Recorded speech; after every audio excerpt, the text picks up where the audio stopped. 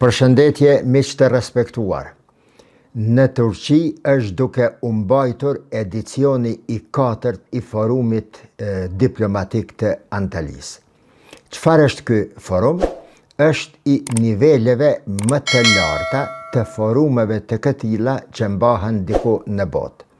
Është i nivelit të forumit të Davosit, i cili ka një traditë dhe një histori shumë më të gjatë se forumi diplomatik i Antalyasë, është i nivelit të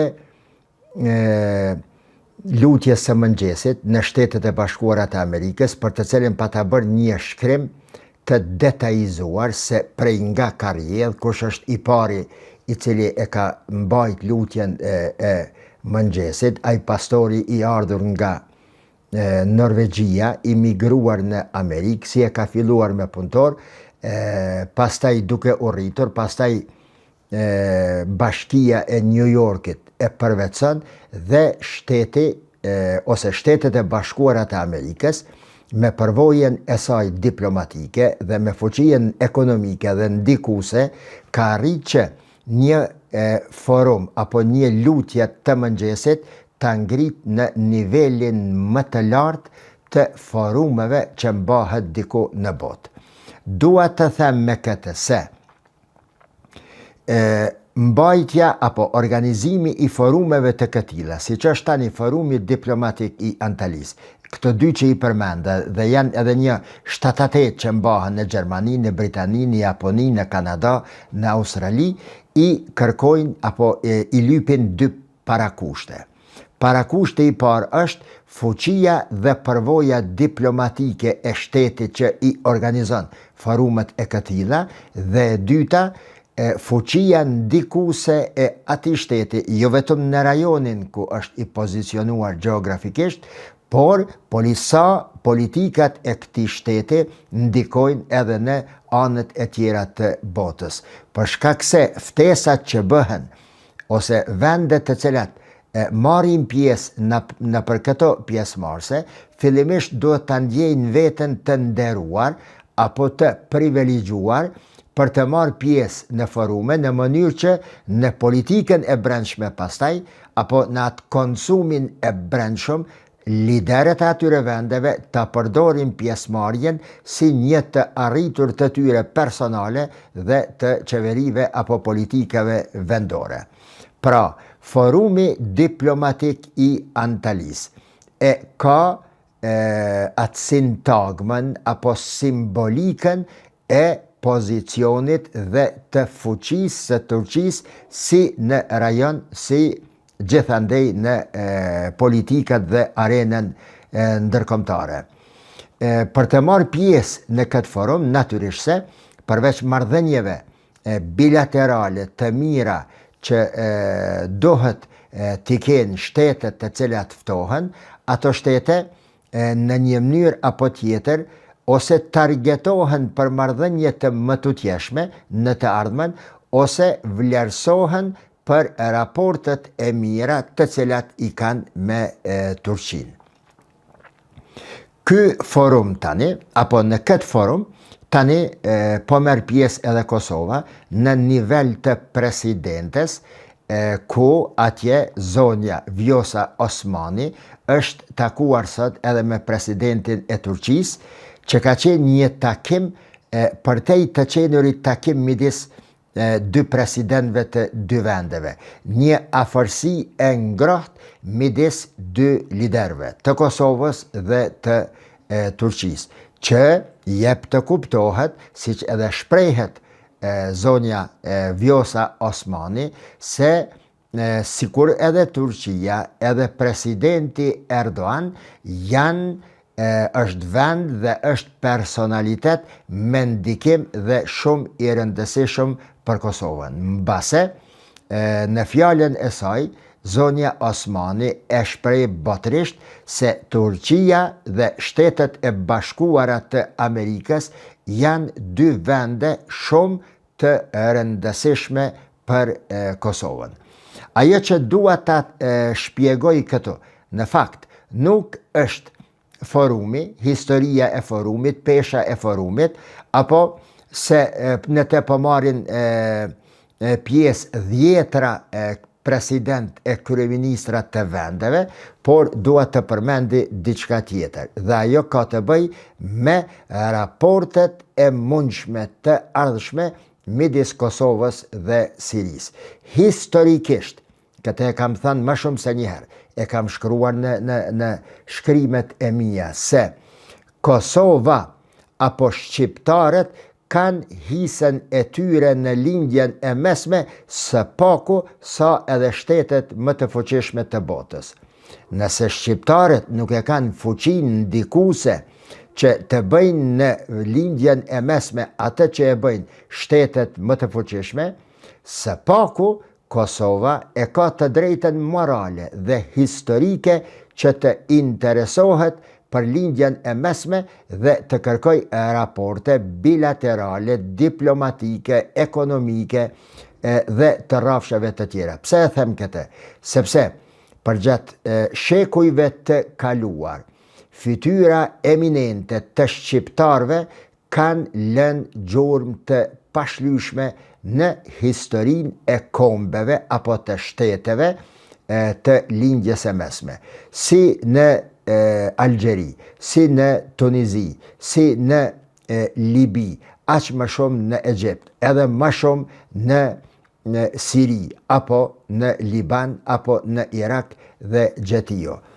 Përgjatë historisë pra, ne në lindjen e mesme kemi pas emra të cilët e kanë administruar lindjen e mesme në territore me miliona kilometra katror. Ndër më të njohurit prej tyre është Mehmet Ali Pash Kavala, i cili dërgohet nga sultani si administrator i Egjiptit dhe pikërisht Mohamed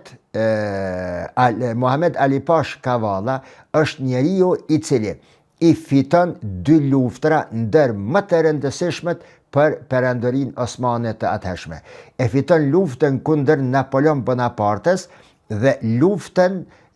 kundër lëvizjeve vehabiste të cilat kishin marrë hov në lindjen e mesme dhe të cilat po manipuloheshin apo po përdoreshin sidomos nga Britania për ta dëmtuar ndikimin apo teritorin e perandorisë osmane që shtrihej edhe në lindjen e mesme. Dua të them se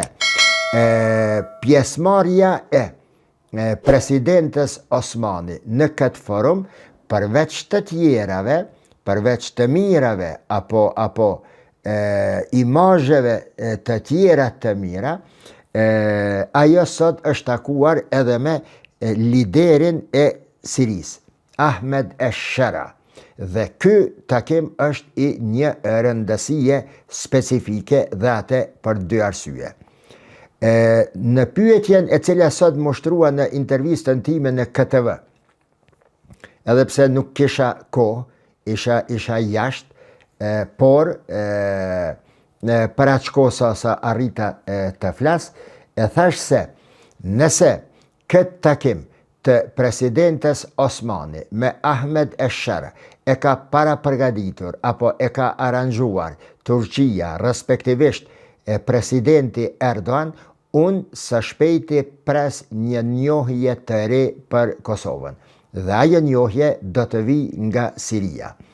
Megjithëse që të gjithë e dim fuqien e Sirisë, i dimi problemet e saj, i dimi hijekat e popullit të Sirisë, nëse Siria e njeh Kosovën, kjo do të ketë një refleksion të madh sikur ta kishte njohur një shtet i fuqishëm i botës. Për shkak se Siria tani është trend botror. Në çdo shtet të botës shkruhet rreth asaj se çka ka ndodhur, çka po ndodh dhe çka do të ndodh në të ardhmen e Sirisë. Pozicioni i Sirisë si porta e luftës dhe paqes, kështu e kam cilësue, pozicioni i Sirisë si porta e luftës dhe paqes në lindjen të mesme është i atill që nëse eventualisht e njohin Kosovën, atëherë jam mëse i bindur se do të pasojnë edhe njohje të reja nga vendet arabe të Afrikës dhe të Azisë. Dhe kjo ndodh edhe për arsyen tjetër. Për Sirin tani është duke u interesuar enkas Turqia. Turqia tani për Sirin është alfa dhe omega. Për Sirien vendos Turqia. Për Sirin është duke u përgatitur sidomos Turqia në rimëkëmbjen e sistemit politik të saj, në rimëkëmbjen ekonomike, në rimëkëmbjen ushtarake dhe strategjike dhe po ballafaqohet me probleme të mëdha me Izraelin. Me që Turqia është në lojë dhe Turqia e paskësh aranxuar takimin e Vjosa Osmanit me Ahmed Esher, unë edhe njerë po them, pres njohje së shpejti nga Siria dhe pas Siris edhe nga disa vende të Afrikës dhe Azisë. Në takimin që e ka pas me Ahmed Esher, me liderin sirian, zonja Osmani, presidentja e Kosovës, e përshkruan gjendjen, situatën, popullin e Siris me terminologjin e njëjtë që edhe më parë, po edhe sot e ka përshkruar situatën, gjendjen dhe historin e neve këto në Kosovë. Thotë se populli i Siris ka hjek shumë, ka pas probleme, është sunduar nga një regjim, nëse mund të citoj tekstualisht, nga një regjim diktatorial, genocidal i Asadit, njëjtë siç Kosova është sunduar dhe është ndrydhur e shkelur nga sistemi genocidal diktatorial i Miloševićit. Ajo që bie në sy, përveç asaj pjesës formale të takimit, është edhe afërsia të cilën e tregon Ahmed Esher me fjalët e tij përshkruese për Kosovën. T'ju rikujtoj diçka në këtë rast. Kosova dikur,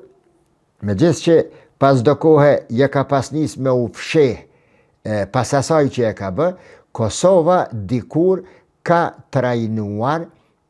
ushtar dhe ushtarak militant të ushtrisë së lirë siriane, që ka qenë opozita e Ahmed Esher, e që më pastaj një pjesë e atyre të ushtruarve dhe të trajnuarve në Kosovë, për shkak të konstelacioneve politike që krijohen në Siri, pa të nkaluar në grupacione të cilat Shtetet e Bashkuara të Amerikës, Bashkimi Evropian, mbas edhe Kosova i ka cilësuar si terroriste. Pra, gjeneza e raporteve midis Kosovës dhe Sirisë së tanishme pas rënjes së Bashar al-Asadit nuk fillon tani me këtë takim, por është edhe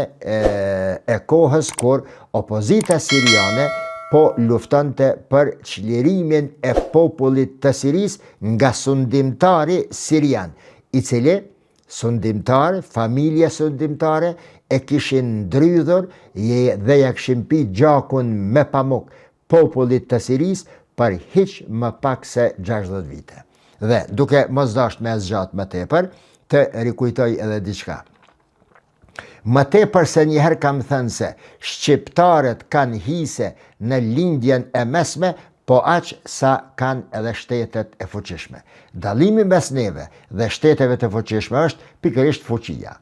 Nëse ne sot nuk kemi fuqi të marrim, të japim, të kontribojmë, të jemi pjesëmarrës në rrjedhat politike dhe jetike të lindjes së mesme, për shkak të pafuqisë sonë si shqiptar, shqiptarët janë një ndër kombet që më së shumti kanë kontribuar pozitivisht në mirëqenjen e kombeve, e shteteve, e popujve dhe të lindjes së mesme. Këmba e shqiptarëve, mendja e shqiptarit, dora e shqiptarit, kontributi i shqiptarit në lindjet e mesme daton para 300-400 vite. Shqiptarët kanë luftuar edhe në kohën e Sultan Sulejman Kanunit për t'i marrë brigjet e Jemenit dhe grykën e detit të Kuq, aty ku sot kalojnë hiq më pak se 20% të ekonomisë botnore. Një ndër vendet më të ndjeshme, më të shtrajta dhe më të rrezikshme në globin e tokës. Nëse diku mund të filloj realisht lufta e tretë botnore, për shkak të interesave shumë të mëdha, të fuqive të mëdha, është pikërisht aty ku kanë luftuar dikur shqiptarët, te gryka hyrëse e detit të Kuq, që shkon pasaj deri te kufijt e Izraelit në Akaba këndej dhe ku lidhet aty kanali i Suezit për të dalë në për gadishullin e Sinait, atje dhe në Mediteran apo detin Mesdhej. Pra, shqiptarët e kanë një histori të veten, kontribuse pozitive në lindjen e mesme. Dhe shpjegimet të cilat i kanë bërë vazhdimisht për lindjen e mesme, përveç të tjereve, përveç asaj që kam dje obligim moral të shpjegoj një vend kaq të rëndësishëm dhe strategjik për botën, është pikërisht edhe kjo sekuencë të cilën sapo e përmenda. Shqiptarët kanë hise në lindjen e mesme, po aq sa kanë edhe fuqit e mëdha. Dhe dallimi midis neve dhe fuqive të mëdha është se ne nuk kemi fuqinë e mjaftueshme për të marrë, për të dhënë apo për të kontribuar aq sa e kanë fuqinë shtetet e mëdha. Andaj, takimi i sotshëm i zonjes Osmani me Ahmed Esher duhet shikuar edhe nga perspektivat e gjithanshme, jo vetëm si një takim rasti i përgatitur nga Erdogan, nga Turqia, dhe që unë së shpejti pres një njohje të re të Kosovës. Deri në një video të radhës, më